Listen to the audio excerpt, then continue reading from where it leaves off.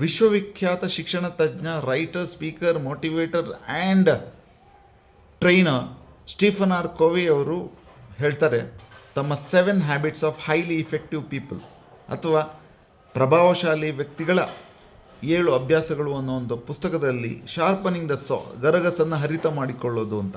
ಒಬ್ಬ ವ್ಯಕ್ತಿಯ ವಿಚಾರದಲ್ಲಿ ಇದು ಫಿಸಿಕಲ್, ಮೆಂಟಲ್, ಇಮೋಷ್ನಲ್ ಮತ್ತು ಸ್ಪಿರಿಚುವಲ್ ಅಂತ ಕರಿಬೋದು. ಅದರಲ್ಲಿ ನಾವು ಶಾರ್ಪ್ ಮಾಡ್ಕೊಳ್ಳೋದು ಹೇಗೆ?